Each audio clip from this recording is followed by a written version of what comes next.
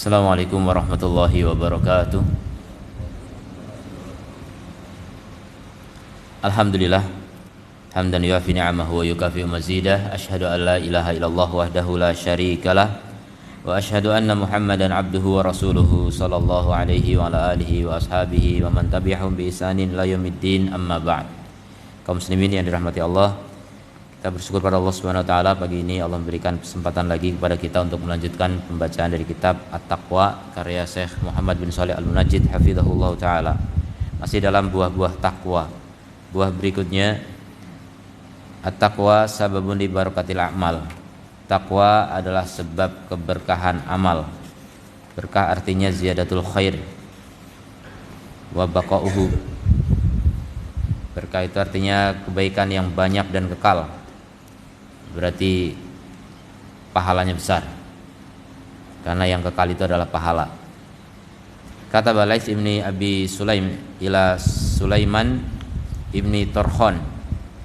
Laits ibni Abi Sulaim menulis surat kepada Sulaiman ibni Torkhon. Jadi dulu para salaf itu biasa saling menasihati walaupun melalui surat ya. Kehidupan tawasau bil haq di antara mereka itu terasa ya. Mereka hidupnya saling menasihati, saling berwasiat dalam kebaikan dan kebenaran, dalam kebenaran dan kesabaran.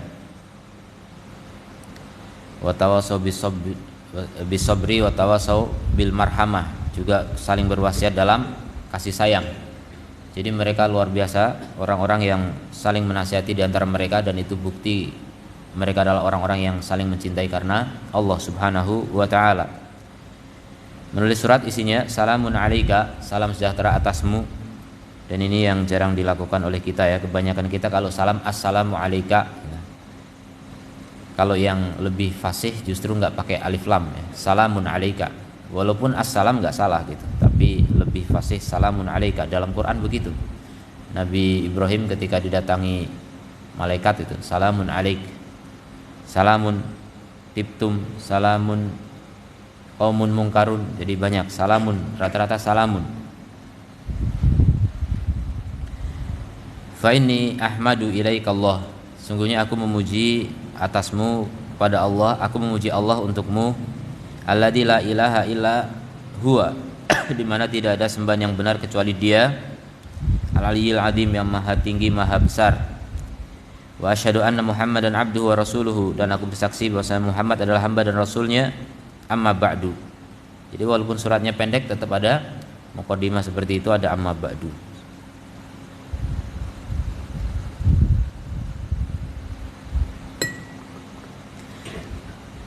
Qala fa inni usika, sungguhnya aku berwasiat kepadamu bitaqwallahi, dengan takwa kepada Allah. Fa innal muttaqi yanfa'uhu min amalihi ma qalla minhu aw katsur. Karena orang yang bertakwa akan mengambil manfaat dari amalnya meskipun sedikit atau banyak. Ja'alanallahu wa iyyaka birahmatihi minal muttaqin. Semoga Allah menjadikan aku dan kamu dengan rahmatnya. Semoga Allah menjadikan kami dan kamu dengan rahmatnya termasuk orang-orang yang bertakwa. Sederhana nasihatnya. Di sini syahidnya adalah takwa itu bermanfaat meskipun amalnya sedikit. Tapi ini bukan dalil. Ya, ini hanya pernyataan sebagian salaf, hanya mengokohkan apa yang ada dari dalil-dalil yang ada dalam Al-Quran dan Sunnah. Dan terlalu banyak ya bukti bahwa takwa memang berkah ya. Takwa itu membawa berkah. Amal yang sedikit dengan takwa akan menjadi amal yang besar, amal yang berpahala kekal selama-lamanya. Kemudian faedah berikutnya al-busyra, kabar gembira. Sawa'un kanat tilkal busyra thana'un minal khalqi, dan kabar gembira ini sama apakah itu maksudnya pujian dari makhluk. Jadi kalau ada orang memuji, kalau jujur pujiannya sesuai dengan yang dia tahu, tapi hakikatnya tetap Allah yang lebih tahu.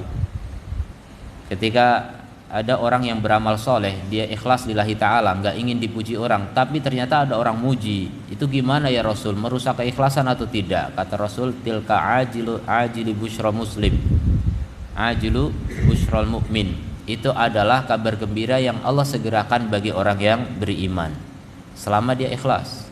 ya, selama dia bisa menjaga keikhlasannya. Tapi gara-gara dipuji kemudian dia bangga diri, ujub itu membatalkan amal ya. Ujub membatalkan amal. Maka pujian itu lebih banyak mudaratnya daripada manfaatnya. Antum jangan suka dipuji. Kalau orang udah suka dipuji itu udah tanda tidak ikhlas ya. Orang yang ikhlas itu tidak suka dipuji, biasa aja, bahkan dengan pujian cenderung kurang suka gitu. Makanya secara umum Nabi melarang orang itu gampang memuji ya. Ada orang memuji orang lain di hadapan Rasulullah SAW, kata Rasul apa? Laqad dabahtahu bighairi sikin. Kamu telah menyembelih dia dengan tanpa pisau. Kamu menyembelih dia tanpa pisau.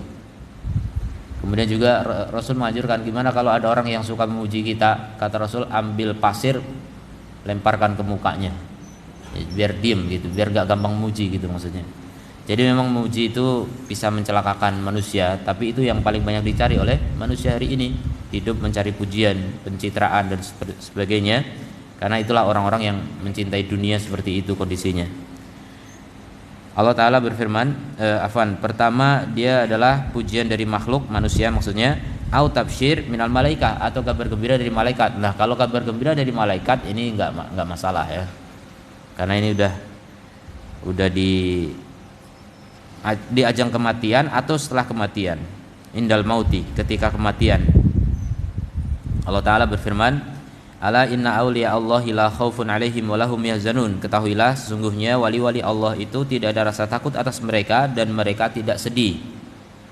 Alladzina amanu wa kanu yattaqun. Mereka adalah orang-orang yang beriman dan mereka bertakwa. Lahumul busyra fil hayati dunya. Bagi mereka kabar gembira dalam kehidupan di dunia, wa fil akhirah, dan juga di akhirat. La tabdila li kalimatillah, tidak ada perubahan dalam kalimat Allah. Dzalika huwal fawzul adzim, itu adalah kemenangan yang besar. Jadi kabar gembira dari malaikat dalam riwayat disebutkan setelah kematian. Jadi orang mukmin, orang yang bertakwa ketika mati, tatanazzalu alaihimul malaikah, turun para malaikat. Tatanazzalu itu artinya turun berangsur-angsur, banyak sekali malaikat turun menyambut kematian siapa? Orang yang beriman, orang yang bertakwa. Tatanazzalu alaihimul malaikah. Kemudian malaikat ngapain? Alla takhafu wa la tahzanu, menyampaikan informasi kepada orang yang meninggal itu, jangan takut, jangan sedih.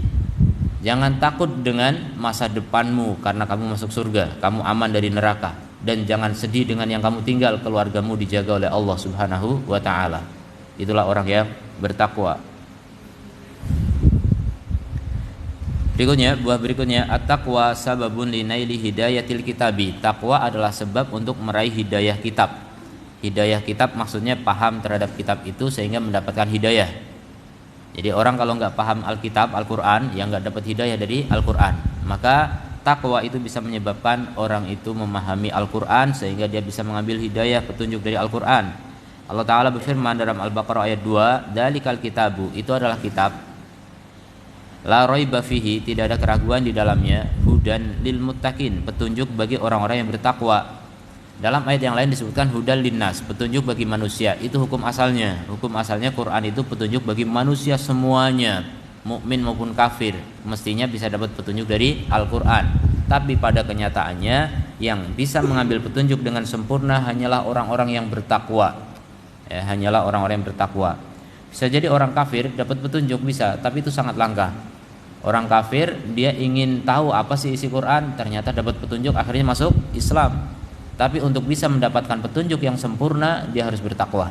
Masuk Islam, kemudian bertakwa, nanti akhirnya dapat apa? Petunjuk yang jauh lebih besar lagi daripada petunjuk yang sebelumnya. Karena petunjuk itu ada dua ya, petunjuk menuju jalan dan petunjuk di atas jalan.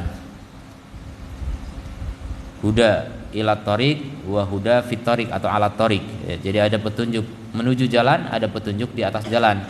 Kita kalau di tengah belantara bingung mau ke kota lewat mana, belantara kan, padahal di sebelahnya ada jalan raya tuh, cuma dia nggak tahu. Nah itu butuh petunjuk menuju jalan raya, petunjuk menuju jalan. Ini ibarat orang kafir yang belum tahu jalan ke surga, dia tunjukkan jalan kepada Islam. Kalau kamu masuk surga harus menuju Islam dulu. Nah setelah masuk Islam bukan berarti selesai, dia masih butuh petunjuk apa? Di atas jalan. Nah itulah rambu-rambu yang ada di jalan. Itulah aturan Allah Subhanahu wa taala yang ada di dalam Islam. Itu namanya petunjuk di atas jalan. Makanya ini bantahan telak terhadap Orang kafir ya, mereka asal comot ayat kan. Mereka bilang orang Islam kasihan, tersesat. Kenapa? Tiap hari 17 kali minimal bilang ihdinas siratal mustaqim, tunjukkan kami jalan yang lurus. Mereka masih tersesat gitu. Padahal kata orang Nasara, padahal jalan yang lurus itu adalah Yesus maksudnya. Masya Allah. Ya mereka bisa mengotak-atik ayat ya. Mereka tidak paham. Kita katakan ihdinas siratal mustaqim itu tidak melulu minta petunjuk kepada jalan yang benar, bukan, tapi minta petunjuk di atas jalan yang benar. Kita sudah tahu jalan benar, tapi petunjuk di atas jalan lagi. Perincian dari petunjuk yang global tadi. Petunjuk global sudah, kita sudah dapat Islam. Inilah jalan menuju surga. Islam itu satu-satunya jalan menuju surga. Tanpa Islam nggak ada orang masuk surga. Tapi di atas Islam masih butuh petunjuk. Karena bisa jadi orang sudah Islam tapi kemudian tergelincir lagi menuju kesyirikan, menuju kebid'ahan, menuju pembatal-pembatal Islam. Masih banyak aral di jalan itu ya. Sebagaimana kita tahu di jalan kan nggak mulus-mulus amat. Antum di jalan tol pernah ada kecelakaan nggak di jalan tol? Ada, padahal jalan lurus tol nggak bebas hambatan katanya, terhambat juga gitu.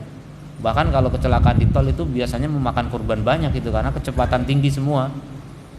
Artinya apa? Tidak setiap orang yang berada di atas jalan itu pasti sudah sampai tujuan, belum tentu. Dia masih butuh petunjuk di atas jalan. Itulah yang kita minta setiap rakaat. Ihdinas siratal mustaqim, agar kita bisa mendapatkan petunjuk di atas Islam ini. Rambu-rambu di atas Islam ini masih banyak. Ya. Nah, jadilah orang bertakwa, maka Anda akan dapat banyak petunjuk dari Al-Qur'an. Tentu saja orang kalau bertakwa itu semangat untuk menuntut ilmu, karena tanpa menuntut ilmu gimana bisa dapat petunjuk dari Al-Qur'an. Jadi kita dapat petunjuk dari Al-Qur'an itu prosesnya itu dengan belajar, pasti harus belajar. Makanya orang semangat belajar itu tanda kalau bertakwa. Kalau malas belajar tanda tidak bertakwa. Sudah, pastikan saja itu. Orang nggak mau belajar sama sekali, itu bukan orang bertakwa. Walaupun dia sepertinya soleh, sepertinya ahli ibadah, tapi nggak mau belajar sama sekali ini. Nggak mau belajar, baik di majelis ilmu atau di rumah atau di mana saja nggak mau belajar, itu bukan orang bertakwa. Ya. Orang bertakwa pasti mencari petunjuk. Karena nggak ada yang sempurna ya, belum ada orang yang ilmunya sempurna kecuali Rasulullah, kecuali para nabi. Jadi selama kita masih jadi manusia dan nggak akan pernah menjadi nabi, kita masih butuh ilmu, kita masih butuh belajar. Kemudian berikutnya, wa min ahammi ma yukafa'u bihi al-muttaqi, di antara perkara yang paling penting yang orang bertakwa dibalas dengannya, annahu yu'ta al-ilm an-nafi, dia diberi ilmu yang bermanfaat. Nih, lihat kelanjutannya kan. Kalau sudah berbicara petunjuk, berikutnya tidak ada petunjuk tanpa ilmu yang bermanfaat. Tidak ada petunjuk tanpa apa? Ilmu yang bermanfaat. Maka berikutnya, orang bertakwa itu tidak dibalas dengan sesuatu yang lebih penting daripada ilmu yang bermanfaat. Itu yang paling bermanfaat bagi kita, bagi orang bertakwa. Orang bertakwa itu paling butuh ilmu, bukan paling butuh duit. Bukan orang yang butuh dunia, tidak. Orang bertakwa itu paling butuh kepada ilmu, tambahan ilmu terus, setiap hari tambah ilmu. Itulah orang yang bertakwa. Allah Ta'ala berfirman dalam surat Al-Baqarah ayat 282, wattaqullah, dan bertakwalah kepada Allah, wa yu'allimukumullah, dan Allah mengajari kalian. Allah mengajari kalian ilmu. Jadi ilmu ini semuanya bersumber dari Allah. Malaikat saja itu punya banyak pengetahuan, semuanya dari Allah. Ketika Allah menyuruh malaikat sujud kepada Adam, malaikat agak protes. Tapi kemudian Allah tunjukkan, Adam lebih banyak ilmu daripada kalian. Coba tunjukkan beberapa nama yang telah diajarkan kepada Adam. Malaikat nggak bisa. Rabbana la ilma lana illa ma 'allamtana innaka antas samiul alim. Wahai Rabb kami nggak punya ilmu kecuali yang Kau ajarkan kepada kami. Mengakui malaikat akhirnya. Jadi ilmu ini semuanya dari mana? Dari Allah. Sebabnya apa? Takwa kepada Allah Subhanahu wa ta'ala. Maka rajin-rajinlah bertakwa, Anda akan menjadi orang yang semangat belajar sehingga memiliki banyak ilmu. Wallahu bikulli syai'in alim, dan Allah terhadap segala sesuatu maha mengetahui. Kalau kita maha bodoh ya. Kita ini bodohnya sudah nggak bisa diukur lagi, terlalu bodoh kita ini. Masih banyak kebodohan kita, baik urusan dunia apalagi urusan agama. Masih terlalu banyak kebodohan kita, tapi banyak orang yang nggak mau belajar. nggak mau belajar, udah merasa pinter. Wa inna min asbabi tafasil wa min asbabi nuqsanil ilmi wal hifdi, di antara sebab berkurangnya ilmu dan hafalan, wa dihabil masail, dan hilangnya masalah-masalah yang sudah dia pahami dulu sebelumnya, udah dia kuasai, udah dia hafal gitu. Wa adamu hamasah lil ilm, kemudian juga hilangnya semangat untuk menuntut ilmu. Itu karena apa? Al-ma'asi, karena maksiat. Dulu kayaknya rajin ngaji kok sekarang nggak ada, pasti karena maksiat itu. Walaupun kadang maksiatnya nggak kelihatan, maksiatnya mungkin di hati, orang nggak tahu. Mungkin dia mulai suudzon kepada Allah, bisa jadi. Suudzonnya gimana? Dulu saya rajin ngaji tetap miskin, udahlah nggak usah ngaji. Itu maksiat, suudzon pada Allah Subhanahu wa taala. Karena niatnya udah salah, dikiranya ngaji biar kaya gitu. Ngaji itu cari pahala, bukan cari duit. Ngaji itu cari ridho Allah, bukan cari dunia. Jadi maksiat itu bisa menghalangi orang untuk menuntut ilmu. Fahiya tasuddun nafs anil ilm. Jadi maksiat itu menghalangi jiwa dari ilmu nih, hati-hati ya. Maksiat itu apa? Menghalangi jiwa dari ilmu. Kita tuh malas belajar gitu kalau maksiat. Gara-gara maksiat malas belajar. Dan itu terbukti kok. Terbukti orang-orang yang nggak mau belajar sama sekali itu pasti karena dosa-dosa. Dan sekarang untuk mendapatkan dosa itu gampang sekali ya, adanya gadget ya, HP ini sumber maksiat, sumber kelalaian pertama kali. Kalaupun Anda tidak bermaksiat dengan HP Anda, minimal lalai, waktu itu tersita banyak hal untuk hal yang tidak bermanfaat. Kebanyakan manusia pakai HP itu untuk tidak bermanfaat, untuk hiburan semata, dan kebanyakannya maksiat. Hiburan itu ya melihat video itu yang murni cuma laki-laki kelihatan jarang. Namanya video berita apa semua pasti ada perempuan, dan itu maksiat.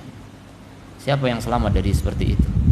Makanya orang yang paling menyedikitkan perkara kelalaian dan juga kemaksiatan, itulah orang yang bisa menuntut ilmu. Itu orang yang bisa istiqomah, istifadah dari Al-Quran, yang bisa mengambil ilmu dari Al-Quran. Ketika dia membaca Quran, berusaha memahami isi kandungannya, belajar tafsirnya, berusaha mentadaburinya, itu orang-orang yang hatinya bersih ya. Utsman bin Affan mengatakan begitu kan, kalau bersih hati kalian, masyabi'tu minal Quran, gak akan pernah kenyang dari Quran, terus ingin membaca Quran. Tapi kalau hatinya kotor, gak mau baca Quran. Kalau hatinya kotor, mau baca Quran tapi gak mau memahami. Hati masih kotor, mau baca Quran, mau paham tapi nggak mau mengamalkan. Itu semuanya karena maksiat semua. Maksiat itu menutup pintu hidayah, maksiat itu menutup pintu keberkahan, menutup banyak hal. Makanya bertakwalah pada Allah Ta'ala agar terbuka segala kebaikan, terbuka segala berkah, terbuka segala taufik dan hidayah. Jadilah orang yang bertakwa, Anda beruntung. Kemudian berikutnya al-basirah. Nah, ini basirah juga tingkatan ilmu yang paling tinggi ya. Maksudnya ilmu, dikatakan ilmu itu ketika berasal dari basirah. Karena ilmu itu kan orang masih memilah ada ilmu dunia, ada ilmu agama. Nah, ilmu dunia itu enggak berkaitan dengan basirah. Yang berkaitan dengan basirah ilmu apa? Ilmu agama. Basirah. Dan ilmu agama pun macam-macam ya. Belajar tata bahasa, belajar tajwid, belajar karikatur, kaligrafi, itu juga dianggap belajar ilmu agama kan, diajarkan di pesantren macam-macam.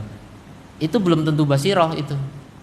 Nah, basirah itu apa? Basirah itu mata hati yang bisa membedakan hak dengan batil.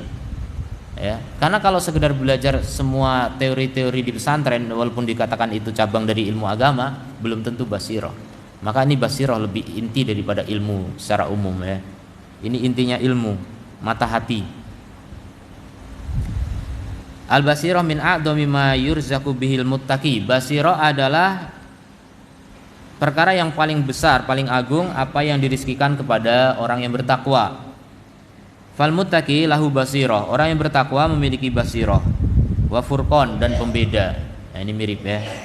Basirah itu mata hati, furqan pembeda. Jadi membedakan hak dengan batil itu berasal dari basirah, mata hati kita. Orang yang punya mata hati bisa membedakan mana hak, mana batil. Punya furqan namanya. Yufariqu bihi bainal haqqi wal batil, membedakan dengannya antara hak dengan batil. walahu nurun, dan dia punya cahaya min rabbihi, dari Rabbnya. Dan ini syarat takwa kata Talq bin Habib. Takwa itu apa? Anta malabi taatillahi ala nurin minallahi tarju thawaballahi. Kamu mentaati Allah berdasarkan cahaya dari Allah dan berharap pahala dari Allah. Itu takwa. Kemudian yang satu lagi, kamu meninggalkan maksiat di atas cahaya dari Allah dan takut dari hukuman Allah. Itulah takwa. Jadi ada kata nur, cahaya. Jadi kita bisa bertakwa berdasarkan cahaya dari Allah. Cahaya itu apa? Ilmu. Makanya mustahil orang bertakwa kalau bodoh, ya. Mustahil orang bertakwa kalau bodoh, nggak bisa. Dia harus punya ilmu gimana caranya bertakwa. Walahu nurun min rabbih. Jadi dia adalah cahaya dari Rabbnya. Yudi'u darbahu, yang menyinari jalannya menuju Allah. Fayhadiru syarra, sehingga memperingatkan dari keburukan. Wa yarjul khaira, dan mengharapkan pahala. Wa yuwaffaku, dan diberi taufik. Allah Ta'ala berfirman, ya ayyuhalladzina amanu, wahai orang-orang yang beriman, in tattaqullaha yaj'al lakum furqana, jika kalian bertakwa kepada Allah, Allah akan jadikan bagi kalian furqan, pembeda. Lihat, pembeda disyaratkan dengan takwa. In tattaqullah, ini harfu syartiyah, syarat, menunjukkan syarat. Jadi syaratnya dapat furqan adalah apa? Takwa kepada Allah. Kalau kalian nggak takwa kepada Allah, nggak bakal dapat furqan. Nggak bisa jadi ulama orang yang tidak bertakwa, ya. Orang yang bodoh, orang yang tidak bertakwa nggak bakal menjadi berilmu. Wa yukaffir ankum sayyi'atikum wa yaghfir lakum, dan Allah akan hapuskan dari kalian dosa-dosa kalian, kesalahan kalian, dan mengampuni kalian. Gara-gara apa? Takwa. Sekarang takwa, mungkin dulunya punya banyak dosa, dihapuskan gara-gara takwa. Makanya Ibnu Abbas pernah ditanya oleh seorang, wahai Ibnu Abbas, saya itu orang yang hitam, gelap hidup saya, banyak sekali dosa. Bahkan dia bilang apa? Saya lupa dosanya. Dia terus, apakah saya bisa tobat? Gitu. Kata Ibnu Abbas, apakah ibumu masih hidup? Enggak, sudah meninggal. Ya udah, kalau gitu bertakwa kepada Allah. Kemudian pergi orang itu. Kok kamu tanya tentang ibu? Iya, karena aku melihat amal yang paling utama adalah berbakti kepada ibu. Jadi kalau orang itu dulunya hitam, kemudian sekarang mau memperbaiki diri, dia kan apakah ada tobat? Itu udah menyesal, kepengen tobat itu. Kelanjutan dari tobat adalah berbakti kepada ibu. Kalau ibu udah nggak ada, ya udah takwa, yang lainnya lagi. Pokoknya amal soleh yang lain. Jadi dengan ketakwaan itu bisa menghapuskan yang telah lalu dari kesalahan-kesalahan. Setelah tobat tentunya, ya. Jadi tobat nggak cuma udah saya tobat udah selesai, sekarang santai. Enggak. Orang habis tobat itu semangat untuk merubah, memperbaiki. Dulu yang kosong, bukan cuma kosong, hitam, luka dan sebagainya, itu diobati semuanya, diperbaiki. Itu namanya orang bertobat. Jadi tobat tidak hanya sekedar berhenti, selesai, tidak, memperbaiki. Inabah lebih tepatnya, ya. Maka inabah, kembali kepada Allah. Maka inabah yang paling tinggi berbakti pada ibu. Tapi kalau udah nggak ada ibu, ya sudah. Gimana caranya? Bertakwa yang penting. Jadi takwa itu bisa menghapuskan dosa-dosa. Innal hasanat yudhibna sayyiat. Sungguhnya kebaikan-kebaikan akan menghilangkan apa? Keburukan-keburukan. At-taqwa hiyal makhraj min kulli dikin. Takwa adalah jalan keluar dari setiap kesempitan. Wa masdarul lirizki, sumber dari rizki. Min haitsu la yahtasib, dari arah yang tidak disangka, oleh al-muttaqi, oleh orang yang bertakwa. Li'annallaha wa'ada dzalika, karena Allah telah menjanjikan hal itu.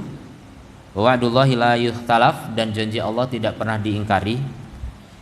Allah berfirman, wa may yattaqillaha yaj'al lahu makhraja, siapa yang bertakwa kepada Allah, Allah akan jadikan baginya jalan keluar. Wa yarzuqhu min haitsu la yahtasib, dan Allah akan beri dia rizki dari arah yang dia tidak sangka.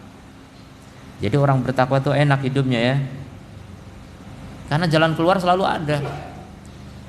Orang bertakwa itu kan wali Allah, kan. Syarat jadi wali Allah apa? Tadi udah dibaca ayatnya sebelum Busyra tadi.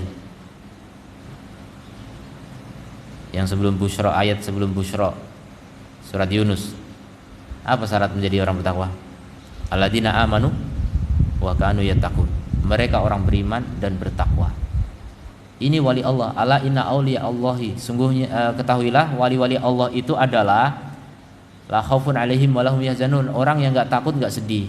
Kenapa? Alladzina amanu wa kanu yattaqun, karena mereka beriman dan bertakwa. Itu syaratnya. Orang beriman dan bertakwa itu hidupnya enggak sedih, enggak takut. Paling aman. Paling nyaman, paling sejahtera. Kalau ada masalah, Allah berikan jalan keluar, tenang. Jadi jangan dikira orang takwa nggak pernah punya masalah. Pasti ada. Semua orang punya musibah, semua orang punya bala ujian. Tapi diberi solusi oleh Allah, mudah. Jadi nggak galau, nggak gelisah, nggak stres. Orang yang sampai hidupnya stres, frustasi, depresi, bunuh diri itu karena nggak bertakwa. Kalau orang bertakwa nggak sampai begitu. Stres pun tidak. Stres yang paling ringan pun tidak. Karena la khaufun alaihim wa lahum yahzanun, tidak takut, tidak sedih. Itu kan hidup paling bahagia itu. Hidup bahagia itu adalah aman untuk masa depan, tidak takut, wala yahzanun, tidak sedih dengan masa lalu. Ya sudah, aman sejahtera. Itulah orang bahagia. Jadi orang bertakwa itu jalan keluar selalu ada. Jadi jangan dikira nggak ada masalah. Ada masalah, tapi jalan keluar selalu ada. Mudah jalan keluar, dibantu oleh Allah Ta'ala. Jadi selalu tenang hidupnya. Orang-orang yang bertakwa itu selalu tenang hidupnya. Kemudian diberi rizki dari arah yang tidak disangka. Jadi ada saja butuh rizki, ada saja jalan keluar dari Allah. Allah berikan rizki dari arah yang tidak disangka. Dan rizki itu tidak melulu duit ya, nggak melulu duit. Pokoknya segala kemudahan untuk fasilitas hidup kita itu rizki. Mungkin antum sakit nggak harus duit, tiba-tiba ada orang yang ngasih obat, kan nggak harus duit gitu. Itu solusi, itu rizki. Antum jatuh, tiba-tiba ada orang yang bangunin, ngangkat antum, itu rizki gitu, nggak harus duit. Coba antum jatuh, punya duit banyak itu di kantong, nggak ada orang nolong, itu rizki nggak? Duit nggak bisa nolong antum gitu. Ketika sendirian nggak ada orang, maka pertolongan orang itu rizki dari Allah Subhanahu wa Ta'ala. Jadi itulah contoh akibat baik dari orang-orang yang bertakwa. Hakata tajirun, ada seorang tajir ya. Tajir kalau di Indonesia artinya apa? Orang kaya. Padahal belum tentu ya. Tajir pokoknya pedagang, tapi biasanya pedagang kaya ya. Pegawai yang miskin ya.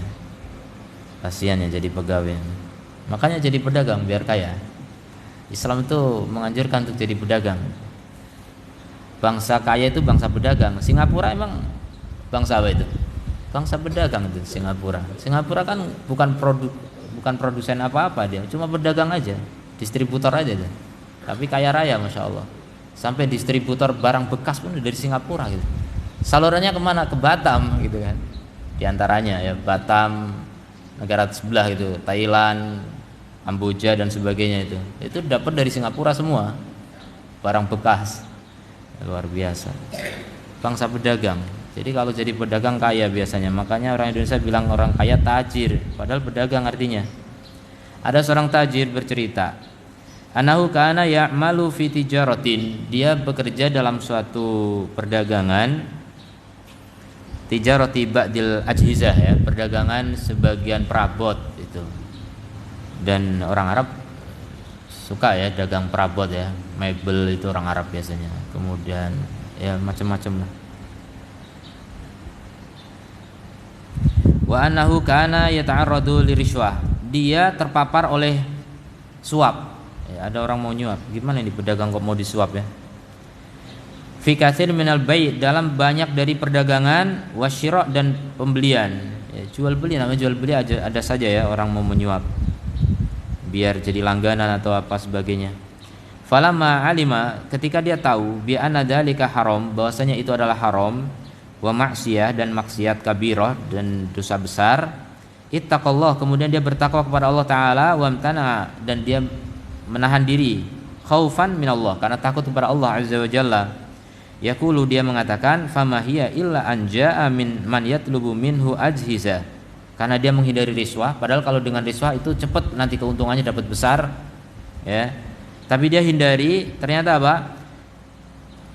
Maka dia tidaklah kecuali datang orang yang meminta darinya perabot yang banyak sekali tanpa riswah, tanpa suap. Bisa gitu. Orang menghindari haram, Allah akan gantikan dengan yang halal. Kata Rasulullah SAW, man taraka syai'an lillahi awadahu khairan minhu. siapa yang meninggalkan sesuatu karena Allah, karena takut pada Allah, maka Allah akan ganti dengan yang lebih baik darinya. Udah, ini kaidah nih. Nabi menyatakan begitu dan sudah dipraktekkan oleh banyak contoh. Ada seorang ulama menulis tulisan ya, judulnya itu, siapa meninggalkan sesuatu karena Allah, Allah akan ganti dengan yang lebih baik darinya, dan dicontohkan kisah-kisah nyata penggantian Allah secara kontan di dunia gitu sebelum di akhirat ya. Diganti betul orang yang meninggalkan riba, dan ini kisah meninggalkan riba juga banyak sekali ya. Ada orang kaya raya tahu ternyata itu riba, haram, tinggalkan, langsung bangkrut, miskin. Ternyata bangkit lagi dan sekarang lebih kaya daripada saat menjadi direktur bank. Itu contoh ya, bagaimana Allah akan ganti secara kontan di dunia sebelum di akhirat. Kalau dia ikhlas lillahi ta'ala, di akhirat jauh lebih baik daripada yang dia peroleh di dunia. Jadi jangan takut untuk meninggalkan yang haram ya. Allah akan ganti dengan yang lebih baik. Banyak orang yang takut meninggalkan pekerjaan haram, alasannya sulit nyari kerja. Itu pikiran setan ya. Hati-hati, itu bisikan setan. Selalu ada ya, bagi orang yang bertakwa selalu ada solusi. Ingat ini ayatnya tadi. May yattaqillah wa may yattaqillaha yaj'al lahu makhraja. Ini jadikan pegangan ini ayat ini, jangan takut. Orang bertakwa selalu ada jalan keluar. Kok takut dengan rizki gitu, wong hewan aja nggak takut ya kan? Coba itu ayam sekali bertelur berapa? 10, menetas semua. Itu mikir nggak tuh maknya, nanti saya kasih makan apa ini anak saya itu? Enggak. Anak saya nanti biaya sekolah gimana? Enggak sekolah ya. Masya Allah. Hidup semua mereka, aman, besar-besar lagi, Masya Allah. Jadi itu contoh ya, hewan saja nggak takut tentang masalah rizki. Kenapa banyak manusia yang ketakutan ya? Asal dengan takwa insya Allah semua ada solusi. Yang namanya orang kaya raya kalau kena gempa bumi ya hancur, kena tsunami apalagi gitu, rizki bisa lenyap seketika. Tapi apakah kemudian gara-gara itu langsung mati? Kan nggak juga kan? Ya Allah datangkan rizki dari arah yang lain terus. Hidup itu begitu. Jangan khawatir. Allah itu selalu Allah menciptakan makhluk dan Allah juga menciptakan rizkinya. Udah selesai. Itu sesuatu yang udah final. Nggak ada kemudian kita kerepotan gimana gitu. Udah diupayakan oleh Allah semua. Sudah disiapkan, bukan diupayakan. Udah disiapkan oleh Allah Subhanahu wa ta'ala. Kita tinggal ngorek-ngorek dikit, nanti Allah kasih rizki. Yang penting ada usaha. Jadi kemudian datang orang yang minta perabot banyak sekali tanpa suap. Wa qadallahu ta'ala lahu, Allah tetapkan baginya, wa akhlafa alaihi, dan Allah gantikan atasnya, wa ajala lahu mau'udahu, dan Allah segerakan untuknya janjinya. Li'annahu sadaqa ma'allahi fi taqwahu, karena dia jujur pada Allah dalam ketakwaan kepadanya. Wa taqwa la takunu fi janibin duna janib, dan takwa itu tidak boleh hanya satu sisi tanpa sisi yang lain, atau satu perkara tanpa perkara yang lain, atau satu larangan tanpa larangan yang lain. Jadi takwa meninggalkan satu larangan tapi yang larangan lain tidak ditinggalkan, itu bukan takwa. Takwa tinggalkan semua yang haram. Falladhi yasta'jilu mau'udallah, orang yang terburu-buru ingin dapat janji Allah, wa yastabti'u, dan merasa lamban, akhirnya tidak tahan gitu. Alaihi an yandur, dia harus melihat fi nafsihi awalan, pada dirinya pertama kali.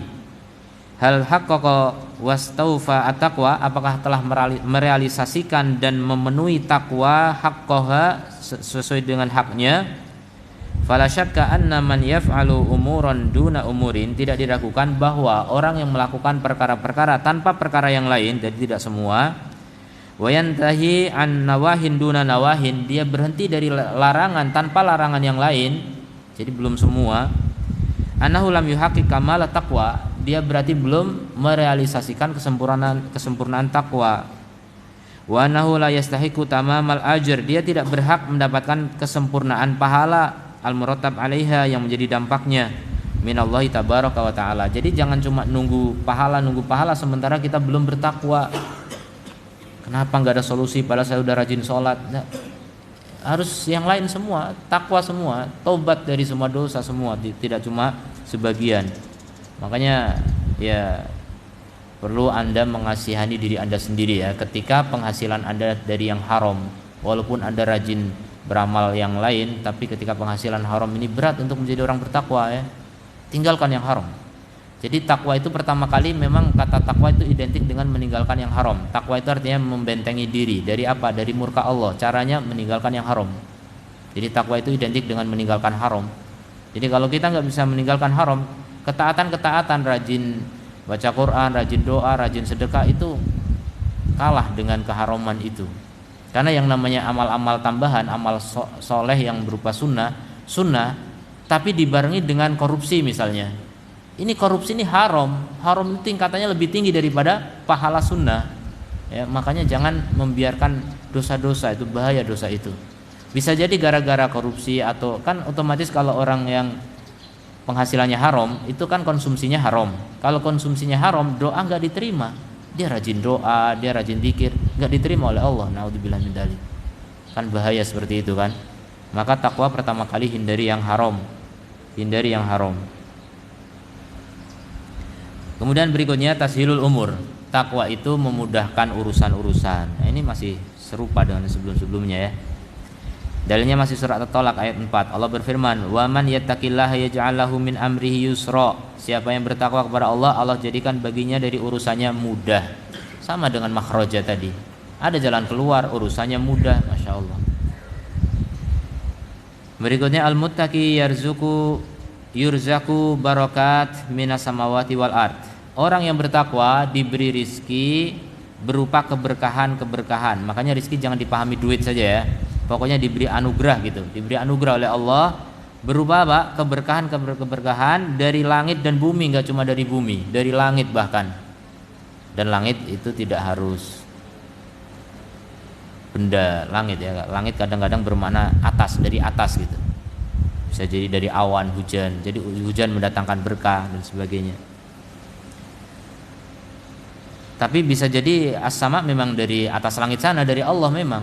Wa fis sama'i rizqukum kata Allah, dan di langitlah rizki kalian. Jadi sebenarnya rizki kita tuh dari atas langit sana. Yang di bumi ini cuma sebabnya gitu. Rizki hakikatnya dari mana? Dari atas langit, dari Allah Subhanahu wa taala. Wa fis sama'i rizqukum wa ma tu'adun, dan di langitlah rizki kalian dan apa yang kalian dijanjikan. Dan surga juga di atas langit sana. Al-muttaqi yurzaku barakatin minas samawati wal ard. Wal barakah taktsirul qalil, dan berkah itu memperbanyak yang sedikit. Allah berfirman dalam surat Al-A'raf ayat 96, "Walau anna ahlal qura," seandainya penduduk negeri amanu wattaqau, beriman dan bertakwa. Masya Allah, penduduk negeri wali Allah semua gitu kan. Apa kira-kira yang terjadi? La fatahna, niscaya kami buka, alaihim, atas mereka, barakatin minas sama'i wal ard, berkah-berkah dari langit dan bumi. Dibuka berkah, lihat, berkah itu kebaikan. Kebaikan semata, bukan cuma banyaknya duit, banyaknya makanan, bukan. Berkah. Kalau cuma banyak duit, banyak makanan, banyak pakaian, banyak kendaraan, banyak kemewahan, itu belum tentu berkah. Contoh ya, Allah bilang dalam Al-Qur'an, falamma nasu ma dzukiru, ketika mereka melupakan apa yang diperingatkan, jadi enggak mau mengikuti peringatan Allah taala, fatahna alaihim abwaaba kulli syai, kami buka atas mereka pintu segala sesuatu. Lihat. Loh, ini tadi bertakwa dapat dibuka oleh Allah berkah langit bumi. Ini orang lupa dengan perintah Allah, lupa daratan. Ini apa? Dibuka pintu segala sesuatu. Loh, sama gitu. Sama atau tidak? Sama enggak itu ayatnya tadi? Ada perbedaan enggak? Di mana perbedaannya? Berkah. Yang takwa itu dapat dibuka berkah. Kalau di sini dibuka apa? Pintu segala sesuatu, cuma pintu segala sesuatu, bukan berkah. Jadi pintu segala sesuatu itu ya kekayaan dunia intinya. Dibuka dunia memang. Orang kalau ahli maksiat, ahli kufur, itu dunia itu terbuka. Kan dengan kemaksiatan kan bebas, nggak ada halal, nggak ada haram gitu kan. Dibuka dunia, orang kaya raya dengan kemaksiatan, dia bisa. Penjudi itu kaya raya, ada miskin juga. Ya, orang jualan narkoba kaya raya nggak? Loh, itu 1 gram aja berapa? Pernah tahu nggak harga narkoba? Ada yang kerja di BNN tahu kan? Bukan berarti konsumen ya. Artinya sekedar tahu. Itu barang kecil mahal gara-gara maksiat. Duitnya banyak gak? Banyak. Itu dibuka pintu segala sesuatu, tapi nggak berkah. Nah, jadi itulah bedanya ya. Makanya jangan heran dengan kenapa ini negara kafir kok kaya raya. Ya karena dibuka segala sesuatu. Ya. Singapura sama Batam itu mana lebih beriman? Batam insya Allah lebih banyak orang Islam di sini, di sana sedikit. Lebih banyak orang kafir di sana, di sini ada juga, tapi sedikit. Maka secara ridho mestinya lebih diridhoi Batam atau Singapura? Batam. Tapi kenapa lebih kaya Singapura?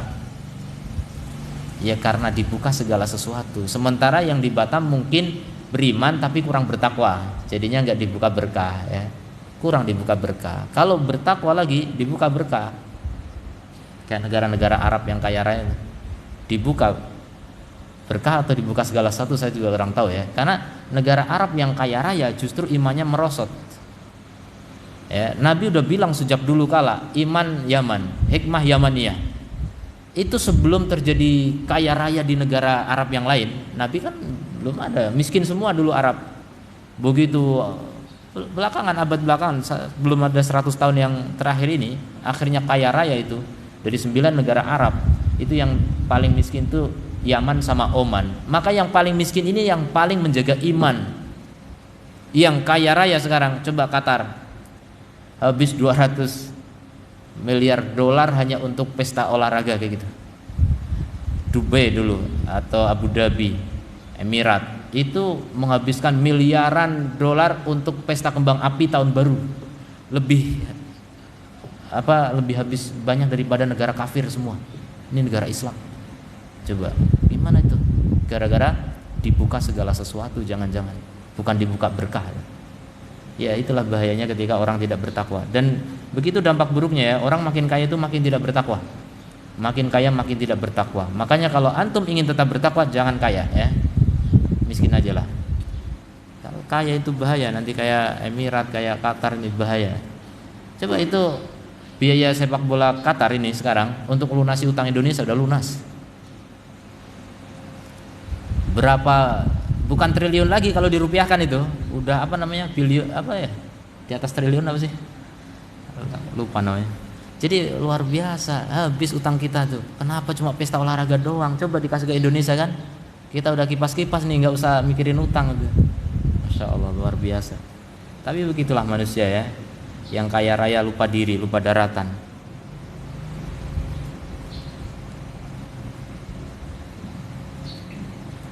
Kemudian walau anna ahlal qura amanu wattaqau lafatahna alaihim barakatim minas sama'i wal ard. Dibuka berkah dari langit dan bumi. Wa hadza ma'nahu annahu wasa'a alaihim fil khair wa yassarahu lahum bisababi taqwa. Ini maknanya adalah apa? Allah luaskan atas mereka dalam kebaikan-kebaikan. Jadi enggak harus duitnya banyak ya, tapi kebaikan. Ingat, berkah itu kebaikan. Jangan dipahami duit, jangan dipahami materi semata ya. Banyak orang mengukur kesejahteraan itu dengan materi. Oh ini negara kaya nih, negara maju, negara sukses. Materi ternyata imannya merosot, percuma. Dan rata-rata negara Eropa yang katanya dulu kaya sekarang mulai merosot ya, mulai miskin. Itu merosotnya mental, iman, moral udah dari dulu. Itu karena kekayaan. Makanya sekarang mereka mengkampanyekan LGBTQ itu. Ya karena apa? Ya karena sudah makmur, merasa makmur. Jadi yang dikampanyekan justru maksiat gitu. Mereka nggak punya agama lagi. Eropa udah nggak punya agama mereka. Makanya alhamdulillah sebagian mereka dapat hidayah masuk Islam, baru merasa dapat agama lagi. Selama ini yang mereka peluk Nasoro nggak berarti apapun. Mereka Nasoro nggak pernah ke gereja, yang ke gereja pun juga maksiat di gereja. Naudzubillah min dzalik. Ya secara umum ya ada saja itu. Jadi ini bukti bahwasanya orang-orang yang dibukakan dunia itu makin tenggelam dalam kesesatan ya. Naudzubillah min dzalik. Wa kadzalika idalam tahsul at-taqwa, demikian juga kalau tidak dihasilkan takwa, yadharul fasad fil ardi, akan muncul kerusakan di muka bumi ya. Jadi banyak bencana, banyak petaka, banyak kesulitan. Ada yang sulit air, ada yang kebanjiran. ada yang nggak punya angin, ada yang kena angin ribut, ya macam-macam ya. Jadi bencana segala macam ada. Allah Ta'ala berfirman, Dhaharal fasadu fil barri wal bahri, telah nampak kerusakan di daratan dan di lautan. Ada sebagian mufassirin mengartikan barri wal bahri itu di pemukiman dan di hutan, itu di tempat yang bukan pemukiman. Jadi nggak harus darat dan laut itu, barri dan bahar. Bima kasabat aydin nasi, disebabkan oleh apa yang dilakukan oleh tangan-tangan manusia. Jadi semua kerusakan di muka bumi karena apa? Ulah manusia. Ya manusia-manusia yang tidak bertanggung jawab tentunya. Ada manusia baik tapi kena imbasnya. Kenapa? Karena manusia baik ini nggak bisa mencegah manusia yang rusak. Kalau kita bisa cegah mereka, insya Allah aman. Makanya Rasul menggambarkan amar ma'ruf nahi mungkar itu seperti apa? Orang yang berada di kapal, sebagian di atas, sebagian di bawah berdasarkan undian. Kemudian orang yang di bawah kalau ngambil air harus naik ke atas, ngambil air dari laut gitu. Kata mereka, susah kita naik ke atas, ganggu yang di atas juga. Kita bolong aja kapal dari bawah, kan dapat air. Kalau yang di atas atau orang yang di situ nggak ada yang mencegah, maka tenggelam semua. Itulah gambaran orang yang tidak ingkarul mungkar. Jadi ingkarul mungkar ini perkara darurat ya. Sebagian ulama mengatakan kalau boleh tambah satu rukun Islam, itu rukun Islam yang ke-6 itu, amar ma'ruf nahi mungkar. Penting sekali. Kerusakan di mana-mana. Kenapa Allah berikan mereka bencana? Liyudhiqahum ba'dalladzi amilu, untuk mencicipkan kepada mereka sebagian apa yang telah mereka lakukan, la'allahum yarji'un, agar mereka kembali. Jadi tujuannya luar biasa. Hikmahnya besar ya ketika ada musibah bencana. Kata orang kafir atau orang fasik, Tuhan kejam. Masa orang baik-baik dikasih bencana? Baik apanya? Mereka itu dikasih bencana karena jahat. Ya kita nggak menuduh ya, artinya secara umum kita juga jahat, cuma belum dapat jatah aja. Dan bencana beda-beda, mungkin di sana tanah longsor, di sana banjir, di sini gempa. Kita dapat bencananya berupa maksiat, naudzubillah min dzalik, itu lebih parah. Jadi gara-gara tidak bertakwa makin ditambah maksiatnya. Kelihatannya aman dunianya, tapi hatinya yang keropos, yang hancur. Itu jauh lebih buruk ya. Makanya itu tadi dibuka segala sesuatu. Bagi orang yang lalai terhadap peringatan Allah, malah dibuka segala sesuatu, kayaknya makmur, sejahtera. Tapi justru itu istidraj. Justru itu dibiarkan oleh Allah untuk semakin parah dalam kejahatannya, agar nanti siksaannya makin berat gitu. Beda dengan orang yang dititipkan adab di dunia, maka apa? Mereka kembali kepada Allah. Mereka menjadi merasa ingkisar ya, merasa remuk hati mereka, merasa tidak berdaya, merasa ya Allah tolong kami ya Allah. Coba orang yang dalam kemewahan ada nangis-nangis ya Allah tolong kami gitu. Tidak ada. Orang yang hidupnya penuh fasilitas mudah, segalanya serba leks, yang segeranya serba tombol saja itu, udah nggak pernah lagi berdoa karena semuanya mudah. Apalagi kayak Saudi sekarang mau bikin negara neum, kota neum. Itu gimana itu dampak buruknya? Canggih, serba canggih, semua dikelola kota itu hanya dengan robot, dengan AI, otak buatan. Jadi nanti robotnya lebih cerdas daripada orangnya. Luar biasa. Itu hancur peradaban manusia hancur. Itu mungkin sebagai sambutan untuk datangnya Dajjal ya, wallahu a'lam. Yang jelas manusia makin hancur dengan peradaban ini. Jadi kerusakan di mana-mana semakin hancur. Sebenarnya ketika Allah cicipkan adab itu pada sebagian tempat. Makanya kalau dipikir, misalnya dulu pas gempa di Lombok, saya ingat sekali, orang-orang pada mengkritisi, oh gara-gara Lombok begini-begini. Jangan langsung memvonis gitu. Kalau memang musibah itu gara-gara kekafiran atau karena kemaksiatan, ya itu benar. Tapi kemudian kalau memang ukurannya cuma itu, langsung kita vonis begitu, tentu saja yang paling layak untuk diadab itu Pulau Bali daripada Lombok gitu. Mana lebih besar kemungkarannya, Bali atau Lombok? Jelas Bali. Pulaunya para dewa itu jelas lebih bahaya itu. Tapi Allah tidak. Allah lebih sayang kepada Lombok, makanya Lombok yang dikasih gempa. Jadi ingat ya, bencana itu tanda kasih sayang dari Allah. Karena Allah ingin mereka tuh kembali kepada Allah, itu hikmahnya. Sementara yang lain-lain Allah nggak pengen kembali gitu. Makanya kalau antum nggak dapat musibah, hati-hati ya, istidraj dari Allah Subhanahu wa ta'ala. Wa tawallus wal amrad, talawus wal amrad, kemudian adanya pencemaran, penyakit-penyakit, saratonat, kanker-kanker, wa nahwiha dan lain sebagainya. Surah min suwaril fasad, itu adalah gambar dari gambar-gambar kerusakan di muka bumi. Alladzi huwa min jazaa'i adami taqwa, karena itu balasan dari tidak bertakwa. Wa hadi imra'ah, inilah seorang wanita min ahlil badiyah, dari badui, dari pelosok. Adrakat hadin samarah, dia tahu buah dari takwa ini. Fa'ausat ibnan, dia berwasiat kepada anaknya, laha, anak dia, aroda safaron faqalat, yang ingin bersafar, kemudian dia berpesan, usika bitaqwallah, aku wasiatkan kepada kamu untuk bertakwa kepada Allah. Fa inna qalilaha ajda 'alaika min katsiri aklika, karena sedikitnya takwa itu lebih bermanfaat bagimu daripada banyaknya akalmu gitu. Takwa lebih bermanfaat daripada kecerdasan. Ya, ingat itu. Takwa lebih bermanfaat daripada kecerdasan. Ada orang mau melepas anaknya, enggak apa-apa, anak saya cerdas. Kayaknya bermanfaat kecerdasannya, tapi enggak punya takwa, itu binasa. Dia pergi ke luar negeri karena cerdas, karena sekolah beasiswa ke luar negeri, apa yang terjadi? Di sana maksiat. Naudzubillah min dzalik. Ke luar negeri lebih gampang bermaksiat. Yang dulu kayaknya lugu-lugu saja, ketika pulang membela LGBT, dan itu nyata ya. Orang-orang yang sekolah ke luar negeri banyak di Indonesia menjadi liberal, menjadi pembela LGBT. Naudzubillah min dzalik. Orang lugu jadi sekarang pembela LGBT, jangan-jangan sudah menjadi pelaku memang. Naudzubillah min dzalik. Itulah bahayanya orang yang cerdas tapi tidak bertakwa ya. Maka lebih baik punya anak itu cerdas walaupun kurang afan. Lebih baik punya anak itu apa? Bertakwa walaupun kurang cerdas. Kecerdasan itu enggak terlalu penting bagi orang yang masuk surga ya. Orang masuk surga itu yang penting takwa. Secerdas apapun kalau enggak bertakwa, tempatnya di mana? Di neraka. Dan rata-rata ahli bid'ah itu orang-orang cerdas. Rata-rata orang kafir juga orang-orang cerdas. Coba di Jepang itu orang-orang cerdas enggak itu? Cerdas. Teknologi Jepang, masya Allah. Tapi mereka enggak bertakwa. Mereka enggak ngerti Tuhan. Matahari disembah. Ya karena enggak ngerti Islam. Maka beruntunglah antum yang kurang cerdas ya. Enggak, ngaku enggak antum. Kita ini kurang cerdas, nggak ada profesor di sini kan? Ada profesor di sini saya kasih hadiah.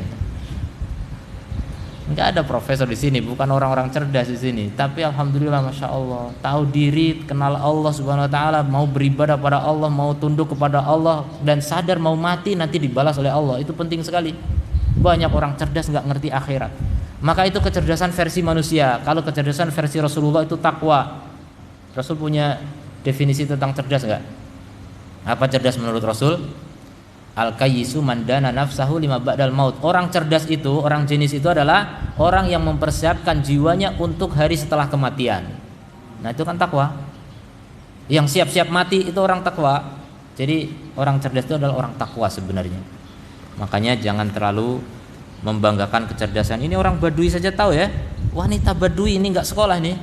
Pesannya ke anaknya luar biasa nih. Ini ngeritik profesor nih ya, sadar nggak sih?